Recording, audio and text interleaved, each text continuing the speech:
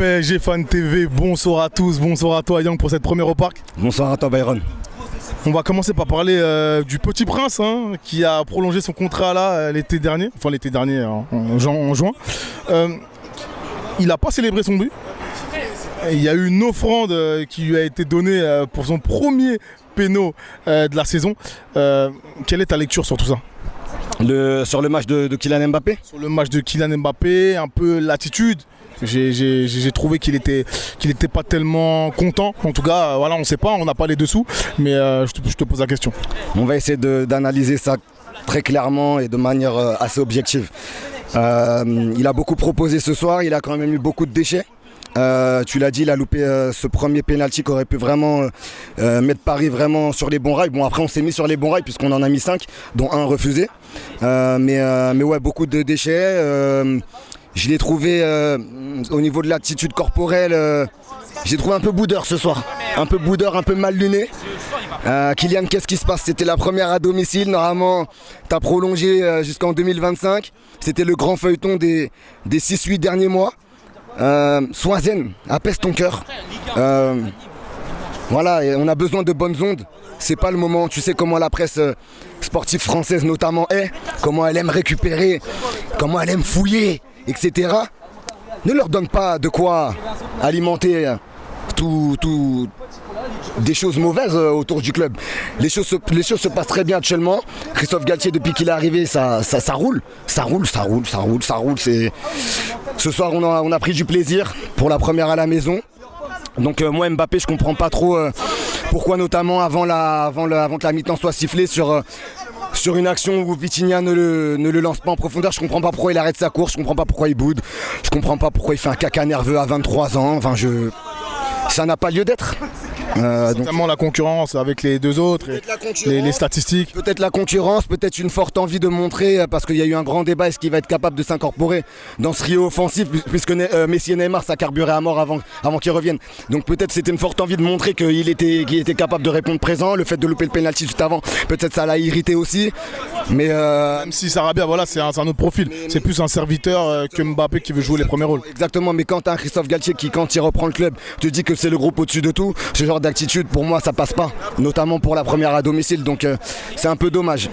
Très bien. Pour parler du rôle des gardiens, voilà, j'ai posé la question un peu à tout le monde. Donc Donnarumma a été appuyé, a été validé, a été confirmé même en tant que numéro 1. Quelle est ta lecture par rapport à ça? Écoute, ils ont fait le choix de la jeunesse.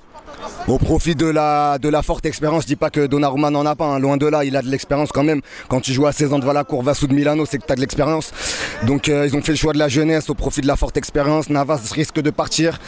Donnarumma, ce soir il y a eu une petite sortie gaguesque à un moment donné. Après je trouve que sur le premier but il n'est pas forcément fautif. Il y a un petit peu de sa défense qui est un petit peu aux abonnés absents, on va dire. Mais après sur le second but, pour moi c'est totalement pour lui, parce qu'il doit boucher beaucoup mieux que ça son angle sur la frappe du petit Château notamment. Donc écoute, j'ai envie de te dire qu'on aurait peut-être pu s'en sortir avec un clean sheet ce soir. Malheureusement on encaisse. Il n'avait pas encaissé à Clermont, c'était bien. Il n'avait pas encaissé non plus au Trophée des Champions, c'était bien. Pour la première à la maison, j'aurais aimé qu'ils prennent pas de but. C'est pas grave, on va espérer que contre Monaco, avec de meilleurs attaquants que ceux de Montpellier, il encaisse pas de but. On verra bien, mais ça va être lui le numéro 1, c'est ça la question. Mais écoute, on va voir sur une saison complète ce qu'il est capable d'apporter. Si Navas s'en va, ça va être Rico le numéro 2. On verra bien, il a un statut à défendre, à faire valoir et à honorer surtout du mieux possible. Voilà. Pour terminer, est-ce que tu peux me parler de ton meilleur parisien ce soir? Meilleur parisien ce soir, j'en ai peut-être deux. Neymar.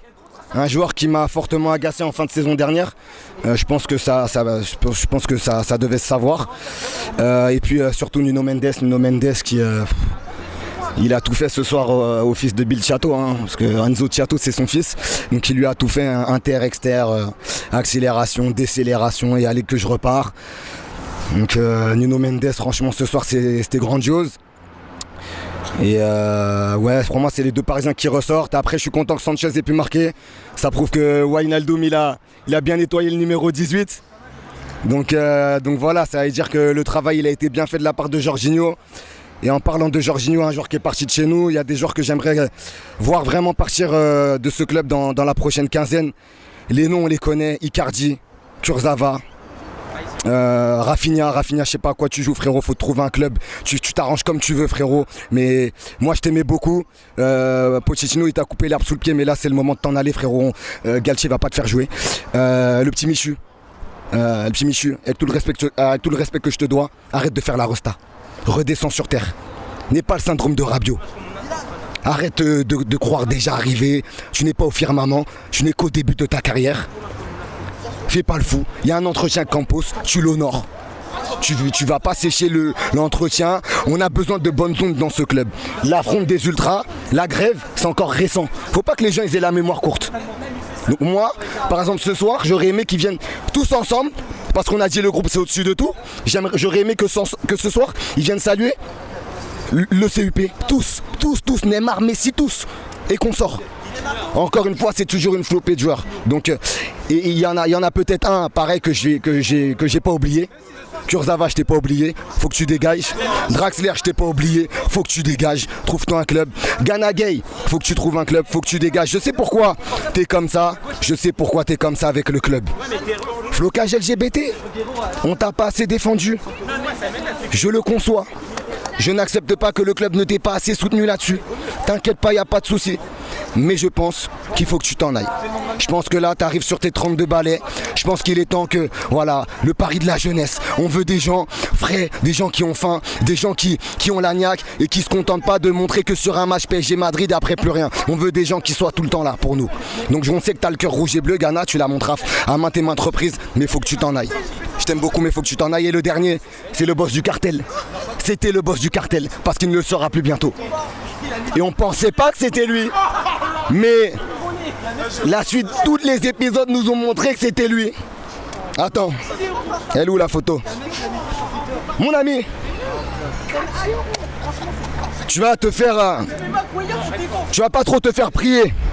Tu vas quitter ce club très très vite, Ander Herrera. La mascarade, elle est déjà finie. Elle n'est pas prête de continuer, je sais que tu as envie de la continuer.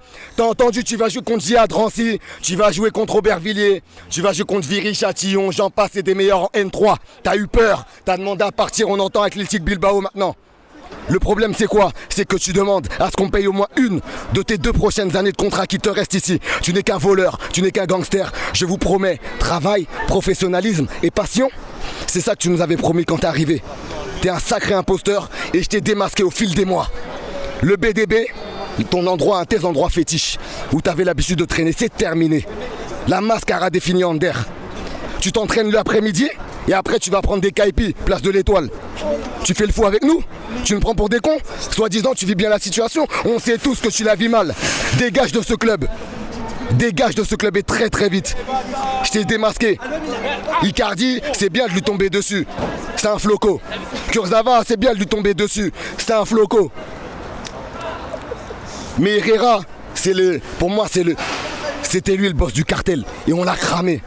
T'es cramé, frère. C'est à toi. Fais pas le fou. Quitte le club. Je t'en supplie, quitte le club. Paris, c'est nous. On t'a cramé.